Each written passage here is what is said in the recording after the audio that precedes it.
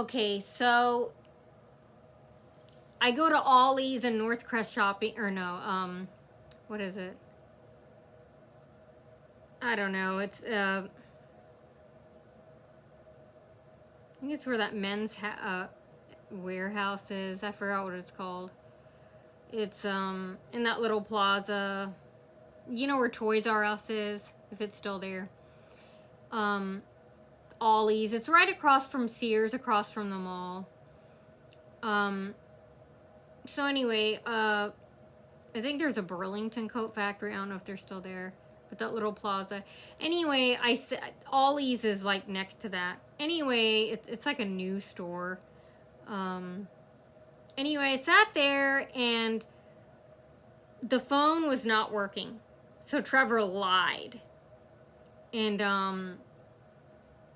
also inside the store, there were people, stalkers, pretending to act like they were gonna run into me. They do that everywhere. They act like they're gonna bump into me, and you know, when I'm walking.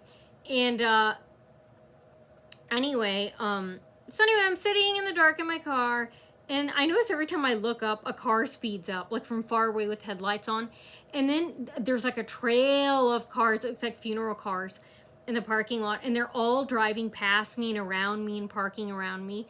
And the damn phone doesn't work. And he said it's activated and ready to go. So I go back, and all these stalkers are shaking their heads, smiling that they're humiliating themselves, degrading themselves. And they're doing these smirks like, look at me. I got a Harvard degree. I'm showing off inside T-Mobile. That's how they're pretending to act. And, which is a compliment to us, right? Anyway, they're like,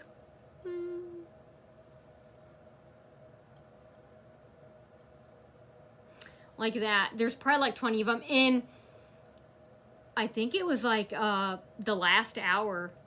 It seemed like 10 minutes to closing, but I remember it was the last hour. I remember it was dark. It was like 8 o'clock, something like that. And there were 20 people in there. And usually there's 0 people in there most of the time, or 1 or 2. Anyway, all of a sudden, and they planned this, when I sat at the table, they were all ignoring me. And I would say a good hour. And they were all doing the same racist talk and stuff. And some guy, when I had my head down at the table, some guy purposely shoved my arm. And, you know, I ignored it. And, you know, then they were all laughing and stuff and sitting around me, and I felt like I was in a really bad Lifetime movie. Anyway, yeah, I know, that's what it seems like. I bet you guys thought it too. Anyway, finally, like after an hour, and more fake customers are coming in, and the staff is showing that, hey, we're helping them first. And I was thinking, I ain't leaving. I'm gonna make you do your job. This makes me even more happy and more challenged to force you to do your job. No, I'm not going to walk out. Because I know I have more power. I have all the power. They don't have any, so I'm going to make them do their job. Anyway,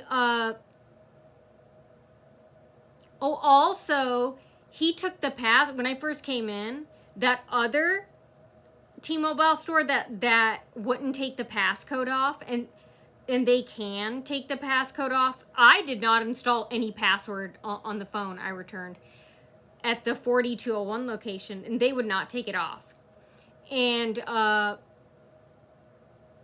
so something happened in the store, like I said. They put it on there. Someone broke in my house and did it. Anyway, the 5525, they went ahead and they took it off. And I said, well, the other T-Mobile said they couldn't take it off. And they said, oh, yeah, it can be. You know, I was like, those bastards. Anyway, and those guys were laughing. Anyway, there's also a short, fat girl with dark curly hair there. And, yeah, she was told to stand and show them support. Like, remember, the thing from Home Depot, Walmart, Neighbors, and Stalkers. The let's call it the thing. The wimpy punches thing. You know, come on, show her. Show her that we're important and ignore her. And the short, fat girl with dark curly hair, yeah, she's told to stand next to me and talk to them and then ignore me. And it really hurts my feelings because it's all set up. It's not even real, so that really hurts my feelings. Okay, even if that were true, even if there was no stalking situation and they were doing that, that wouldn't have hurt my feelings. But you see how desperate they are, which shows how powerful we, the victims, are. Okay, and we don't even have to do anything but talk to you beautiful people. Okay, so anyway, let me get back to this. So,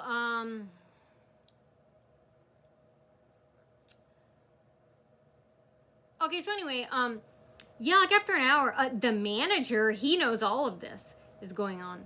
And, well, before he comes up, there's a guy with the dark beard, dark brown hair, dark brown beard.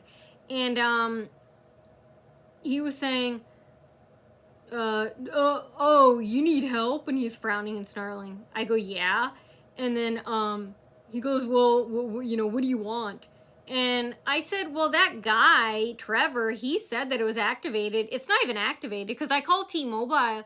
Or no, I didn't call T-Mobile. I didn't even know you could do that. Anyway, it wasn't even activated. And, so yeah, I came back. And then the short, chubby girl with the dark hair, she was purposely taunting me to show that they planned the whole thing. Which, wow, that's a big surprise. Anyway, she's walking in front of me with the stalker posing as a customer up at the counter near me because my table I was waiting at was right in front of her cash register. And she's pretending to talk to a fake customer, aka stalker, aka actor. And she goes, yeah, and she was yelling really loud, so I would hear it. She goes, yeah, you know, the phone isn't activated. The phone gets activated if you blah, blah, blah, blah, blah. I didn't hear the rest. And then, another associate said that too, to another stalker. And then they were looking at me and giving me dirty looks. And I still wanted to stay. And tell me, wouldn't you? Yeah, Anyway, so the guy with the dark beard, he was like, well, what do you want? And then I go, I need this activated. And he goes, well, you know, you don't have to say it like that. He goes, do you want our help or not? And I go, yeah, I want your help. They act like we're desperate and begging when they ask us. My meaning, of course, is like, yeah, I want your help. It's your job. That's what I said. I said, yeah, I want your help. I go, it's your job. And then Trevor comes out of the room. I think he's watching us on a camera. He comes out from a back room. And then he stands next to the guy with the dark beard. And then he stands next to the guy with the dark beard. And then the guy with the dark beard whispers something in his ear. And they both look at each other. And then they both walk together. And then hide in the room. The door shuts. So they pretended to act like, you know, oh, we're shocked about what happened or whatever. But they were both looking at each other like they were in love with each other. And they were quiet and they both walked in the back. And this was planned. I had no idea they planned that part where they're going to go back together. And who knows, do God knows what behind that door. Like a stock room. And they shut the door. And then finally, the short, ugly old manager, oh my God, he's one of the worst ones. He comes up to me and he goes, oh, you came back? And I said, yeah. And I said, my phone isn't activated. He goes, oh, I'm afraid to touch your phone. And then I go, well, that guy went back there. He's rude to me. And then that manager goes, do you want our help or not? It's like they planned to say that. And I go, yeah, I want your help. I go, yeah, you're supposed to.